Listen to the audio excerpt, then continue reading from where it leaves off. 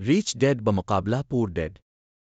Robert Kiyosaki اپنی زندگی کے دو باپ جیسے افراد سے سیکھے گئے اسباق بتاتے ہیں۔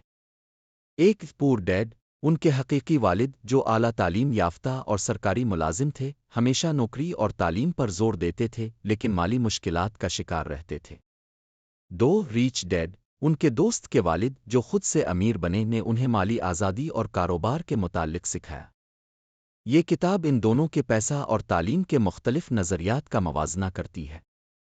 باب ایک، امیر پیسے کے لیے کام نہیں کرتے۔ سبق، پیسے کو اپنے لیے کام کروانا سیکھیں۔ ریچ ڈیڈ سکھاتے ہیں کہ صرف پیسے کمانے کے لیے کام کرنا مالی عدم تحفظ پیدا کرتا ہے۔ اس کے بجائے ایسی جائیدادیں خریدیں جو آمدنی پیدا کریں۔ باب دو، مالی تعلیم کیوں ضروری ہے۔ سبق، اثاثے اور ذمہ داری میں فرق کو سمجھیں۔ اثاثے وہ ہیں جو آپ کی جیب میں پیسے ڈالیں اور ذمہ داری وہ ہیں جو پیسے نکالیں۔ امیر اثاثے خریدتے ہیں جبکہ غریب اور درمیانے طبقے والے غلط فہمی میں ذمہ داریاں جمع کرتے ہیں۔ باب تین، اپنی بزنس پر توجہ دیں۔ سبق، اپنی آمدنی اور سرمایہ کاری پر توجہ دیں۔ کیوساکی مشورہ دیتے ہیں کہ نوکری کے دوران اپنی جائیدادیں، سرمایہ کاری یا کاروبار بنائیں، صرف تنخواہ پر انحصار نہ کریں۔ باب چار، ٹیکسوں کی تاریخ اور کمپنیوں کی طاقت۔ سبق، ٹیکس قوانین اور کمپنیوں کے ذریعے دولت بڑھائیں۔ امیر لوگ ٹیکس بچانے کے لیے کمپنیوں کا استعمال کرتے ہیں۔ مالی نظام کو سمجھنا ضروری ہے۔ باب پانچ، امیر پیسہ ایجاد کرتے ہیں۔ سبق، تخلیقی صلاحیت اور مالی عقل پیسے سے زیادہ قیمتی ہے۔ پیسہ کمانے کے مواقع ہر جگہ ہیں مگر ان کے لیے تیار رہنا اور خطرہ اٹھانا ضروری ہے۔ باب چھ، پیسہ کمانے کے لیے نہ سیکھیں، سیکھنے کے لیے کام کریں۔ سبق، صرف پیسہ کمانے کے بجائے مہارتیں سیکھیں۔